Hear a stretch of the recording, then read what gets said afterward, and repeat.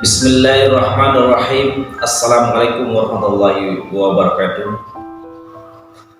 Sahabat dan saudara Safa Tawakal dimanapun tempatnya berada, semoga selalu senantiasa dalam keadaan sehat walafiat dan selalu dimurahkan rezekinya. Amin ya rabbal alamin. Nah, di video kali ini saya akan membahas terkait apa yang telah disampaikan oleh Ustadz Adi Hidayat di ceramahnya beliau. Sama-sama menyimak video tersebut bahwa untuk menarik rezeki, ya, jika ingin rezekinya mengalir yang tiada hentinya dengan cara melakukan sholat tahajud di tengah malam Jumat, ya, dengan membaca amalan-amalan tersebut. Amalan pasca tahajud. 1, 2, 3. Kita batasi dengan 3 poin utamanya. Awas hati-hati ya. Materi ini bukan hanya penting untuk sesuai amalan Nabi, tapi nanti ada beberapa keistimewaan ketika Anda bisa amalkan itu semua. Yuk kita mulai bahasan pertama. Istighfar. Memperbanyak istighfar. Kedua doa. Dan ketiga rehat sejenak. Jadi ada ahli surga yang punya kebiasaan di bumi. Ada ahli surga yang punya kebiasaan di bumi. Kalau Anda ingin lihat ahli surga spesial sedang ada di muka bumi, lihat orang yang rajin tahajud, yang pasca tahajud salah satunya dia perbanyak istighfar kepada Allah Subhanahu wa taala. Ini poin. Jadi, maaf, setelah selesai tahajud, Anda salam kanan, kiri, selesai kemudian witirnya, ada peluang nih amal lagi. Ya. Jangan langsung istirahat. Walaupun cuma 1 kalimat. Jeda sebentar, hadirkan ketenangan setelah ibadah, syukuri itu semua. Setelah itu baru kemudian Anda kondisikan hati untuk bisa mendekat kepada Allah. Baru Anda ungkapkan kalimat Astaghfirullahaladzim, Astaghfirullahaladzim, Astaghfirullahaladzim, la ilaha illa anta wal hayyul qayyum wa atubu ilaih. Astaghfirullah, Astaghfirullah, Astaghfirullah. Nah, disinilah teman-teman 2 hal bisa kita kerjakan. Sekarang kita bicara bagaimana cara beristighfar seperti diisyaratkan Al-Quran ini. Kita ambil bagian pertama. 1. Awas hati-hati, karena ini peluang diampuni dosa cukup besar di sini. Dan seketika Allah yang mengampuni. Seketika Allah langsung yang mengampuni. Jadi ada orang yang ketika istighfar di waktu sahar, seketika diampuni oleh Allah Subhanahu wa taala. Bagaimana caranya? Mari kita lihat. Jadi kalau Anda beristighfar, memohon ampun dari kesalahan atau dosa, jangan sekedar kalimat itu keluar di lisan. Hanya formalitas, ya Allah ampuni saya, ampuni saya. Setiap kalimat yang disampaikan dalam Al-Quran, ingat baik-baik, ataupun dalam hadis, itu selalu diistilahkan dengan zikir namanya. Zikir. Ingat baik-baik ya. Setiap kalimat kebaikan yang diungkapkan di lisan, itu selalu diistilahkan oleh Quran dengan zikir. Misal, tadi yang astagfirullah, subhanallah, alhamdulillah, yang kita kerjakan ba'da salat, kita kan ba'da salat kita kerjakan astagfirullah kan, istighfar kan? Baik ya, di hadis Muslim nomor hadis 591. Ya, Nabi kemudian mengucapkan astagfirullah, astagfirullah, astagfirullah. Allahumma antas salam, minkas salam, tabarak ya dzal jalali wal ikram. Di hadis Muslim nomor hadis 593 kemudian mengatakan la ilaha illallah wahdahu la syarika lah, lahul mulku wa lahul hamdu wa huwa 'ala kulli syai'in qadir. Baru setelah itu subhanallah, alhamdulillah, Allahu akbar. Zikir ini disebut zikir di Quran. Di Quran surah keempat ayat 103. Paling kanan sebelah atas, agak sedikit ke tengah. Lihat kalimatnya. Fa idza qadaytumus sholata fadhkurullaha. Kalau Anda tuntas mengerjakan sholat, segeralah berzikir kepada Allah Subhanahu wa taala. Nah, apa itu zikir? Zikir itu bukan sekedar kalimat yang diungkapkan, tapi zikir secara bahasa saja sudah mengandung arti sesuatu yang teringat, sesuatu yang dirasakan. Ingat dan dirasakan. Jadi ketika Anda beristighfar, tadi ingat baik-baik, ingat kesalahan, dosa yang dilakukan, minta ampun atas kesalahan dan dosa yang dilakukan. Kalimatnya disebut dengan zikir. Zikir berarti ingat dan merasakan. Jadi begitu Anda mengatakan, ya Allah astagfirullah, ampuni saya, Anda minta ampun, berarti ada dosa yang dikerjakan. Ingat dosa apa yang Anda lakukan sampai Anda mengatakan ampuni saya. Ini bukan cuma di lisan. Di begitu Anda istighfar, itu enak Pak. Di keheningan malam, saat tidak banyak suara bising, dan Anda menyadari kesalahan Anda pada saat itu. Begitu air mata Anda jatuh, tumpah saat itu. Kemudian kalimat yang Anda rasakan seketika ampunan dari Allah itu turun kepada Anda.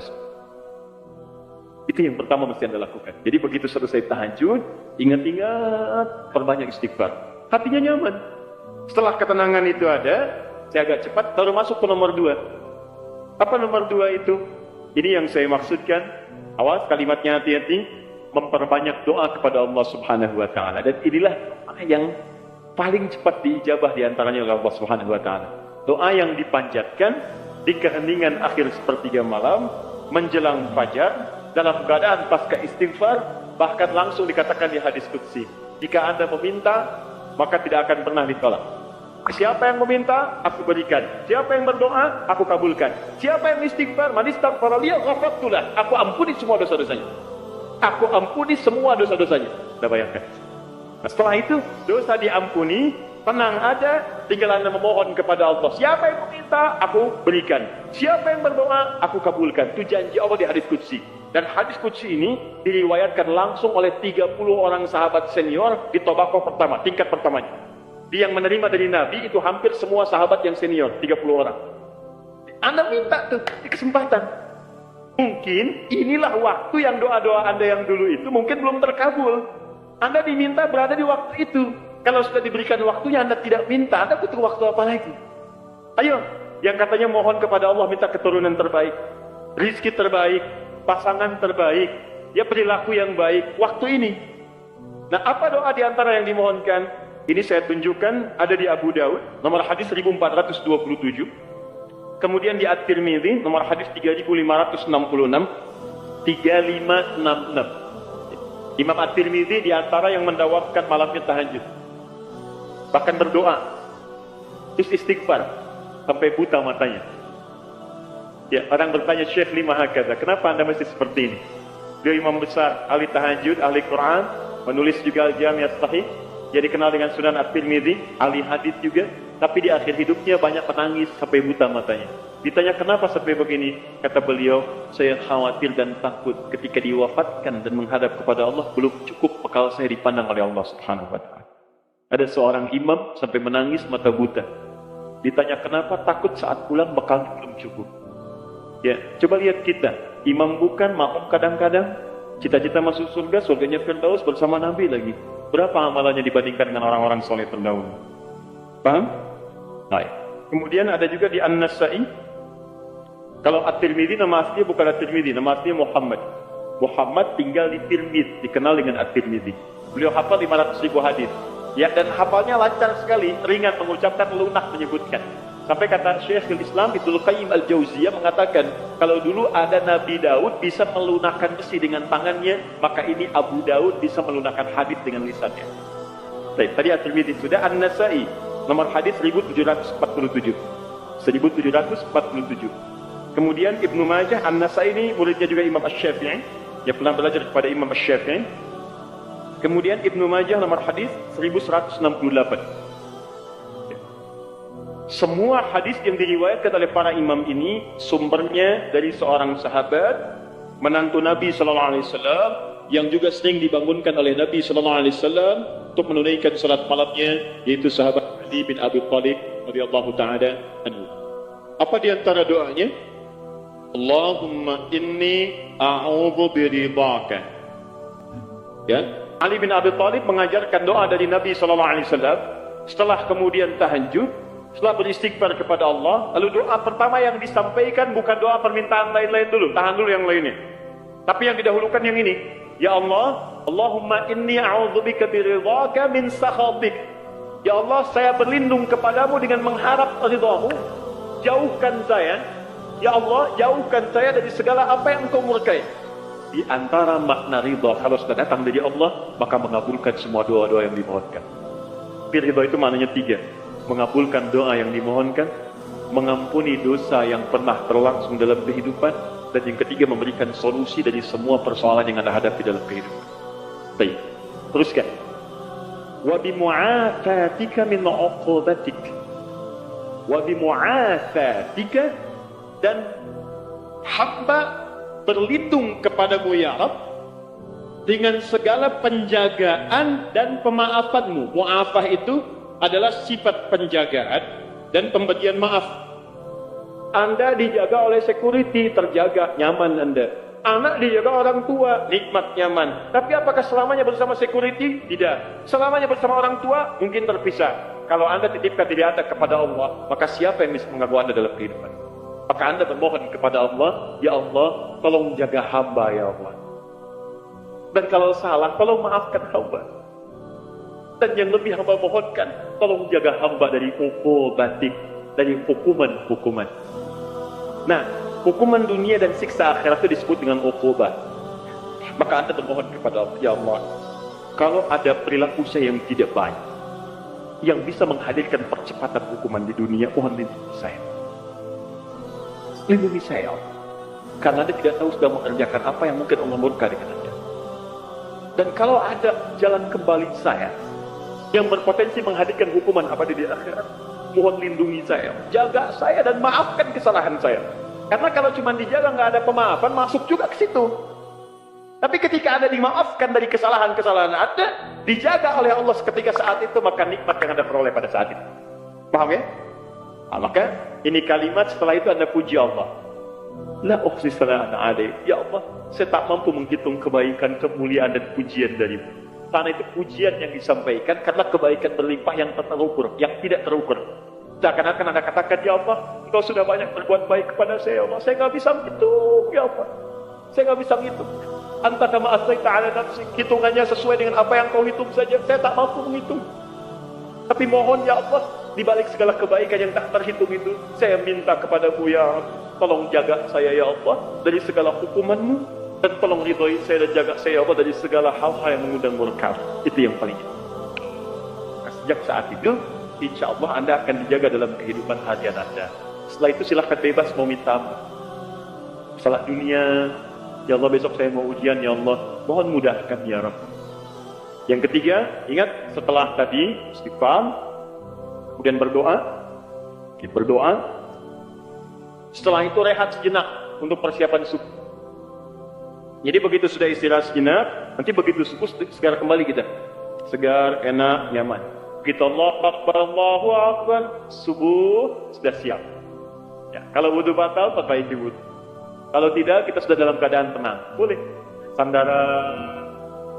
Nah, itu sunnah. Ketika Anda melakukan itu karena petunjuk hadis, maka Anda dapat pahala. Paling enak. Tidur dapat pahala. Anda bayangkan. Sandaran dapat pahala. Itu paling indah. Nah, saya pernah lakukan ini, teman-teman sekalian. Itu waktu di pesantren tuh. Ya, malam ke masjid. Kalau ujian orang ke kelas, kadang-kadang dia ke kelas sampai larut malam, saya ke masjid. Bawa buku juga kita. Ya. Kemudian malamnya sholat. Ya, kemudian setelah itu kita istighfar, berdoa, minta. Ketiduran terus sebentar. Ya, kalau ke masjid itu kenapa ketiduran di masjid paling enak? Karena menjelang subuh pasti orang ke masjid semua kan? Pasti bangun tuh. Baik. Hampir setiap saya tertidur itu, lo bermimpi kerjain soal, bangun lagi, alhamdulillah, sholat. Begitu masuk ruangan ujian, soalnya persis seperti yang dilihat tadi malam. Itu selesai. Pernah satu kali dibagikan, begitu dibagikan kayak semalam nih.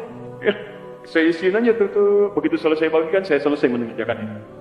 Saya bilang, saya selesai Pak. Selesai katanya. Kan baru saya bagi, tapi saya selesai. Diambil oleh beliau, dilihat. Nah, sementara ke depan dulu nak ya. Kamu duduk di depan di sini, tolong lihat teman-teman yang sedang mengerjakan ujian, Bapak beresin administrasi dulu. Selesai. Tapi itu nyaman. Enak gitu ya. Saya anjurkan teman-teman, adik-adik terutama yang masih kuliah, masih dekati Allah. Karena Allah yang punya pengetahuan. Dekati yang punya, maka Anda akan diberikan hal yang terbaik. Itu ada rumusnya di Quran surah kedua Al-Baqarah di ujung ayat 282. Paling kiri sebelah bawah, paling ujung. Wattaqullah wa yu'allimukumullah. Tingkatkan takwamu kepada Allah, maka Allah akan mengajarkan pengetahuan kepadamu. Apa di antara mana takwa itu? Tambah ibadahnya. Di antaranya tahajud. Makanya orang tahajud dibuka dengan kalimat takwa. Tadi Quran surah 51 ayat 15. Innal muttaqina fi jannatin wa uyun. Sebagian orang takwa tinggal di taman surga. Apa amalannya? Innahum kanu qabla dzalika muhsinin, kanu qalilan minal laili ma yahja'un. Sedikit tidurnya, bangun malam. Wa bil ashari hum yastaghfirun, istighfar. Nah, saya sarankan Walaupun Anda dalam beraktivitas keseharian, setelah itu istighfar, sebelum rehat, ayo perbanyak doa. Doa, maaf ya maaf, sekali lagi, kalau di pekerjaan ada kesulitan, minta saat itu. Di rumah tangga ada masalah, minta saat itu. Ya, dalam kehidupan ada persoalan, minta saat itu. Walaupun tidak ada apa-apa dalam kehidupan dunia, minta surga terbaik yang di akhirat. Maka ini di antara sunnah. Setelah Anda kerjakan itu, saya katakan kepada Anda, insya Allah akan terjadi perubahan dalam hidup Anda minimal di hari itu. Gak percaya silakan. Saya akan coba, demi Allah saya katakan. Silakan coba, bedakan rasanya, rasakan bedanya, dan pasti akan terasa bedanya. Bangun malam ini, siapkan, kompak dengan keluarga. Subhanallah. Sahabat beriman yang dirahmati oleh Allah Subhanahu wa Ta'ala, mengambil dari ceramahnya Ustadz Adi Hidayat yang tadi, bahwa sungguh mulia dan sungguh luar biasa sekali. Kesimpulan dari ceramah tersebut adalah rezeki itu akan dipermudahkan kita oleh Allah Subhanahu wa Ta'ala jika kita berniat menginginkan rezeki itu datang kepada kita. Maka lakukanlah setidaknya 5 menit saja untuk sholat tahajud di tengah malam. Kemudian selesainya sholat tahajud itu ada 3 hal yang harus diambil, yakni membaca istighfar, lalu berdoa, dan barulah dilakukannya istirahat sambil merenungi apa yang harus dilakukan. Teman-teman kaum muslimin muslimat dan sahabat yang dimanapun tempatnya berada, ketika sudah selesai melakukan sholat ibadah, sholat tahajud di tengah malam itu, jangan sekiranya langsung istirahat tidur ya, tetapi menyempatkanlah dirinya untuk membaca istighfar berkali-kali, kemudian berdoa kepada Allah Subhanahu wa Ta'ala, memohon dan meminta apa yang diinginkan. Niscaya Allah Subhanahu wa Ta'ala akan mengabulkan apa yang sahabat inginkan. Kemudian baru melakukan istirahat. Yang istirahatnya itu merenungi hal apa yang dapat dilakukan pada pagi harinya sembari menunggu untuk sholat subuh. Teman-teman dan sahabat, jangan pernah lelah untuk berjuang, jangan pernah putus harapan, tetap selalu berjuang dan berusaha untuk mendapatkan apa yang diinginkan. Tetapi jika sudah lelah untuk berjuang, maka bertawakallah kepada Allah Subhanahu wa Ta'ala, maka Allah lah akan mengurus sisanya. Apa yang tidak mampu teman-teman lakukan, maka Allah akan melakukannya sendiri. Dan teman-teman sendiri lakukanlah apa yang mampu teman-teman lakukan jika itu adalah baik. Allah SWT pasti akan mengabulkan segala apa yang kita inginkan jika kita benar-benar menginginkannya. Itulah dia teman-teman, bahwa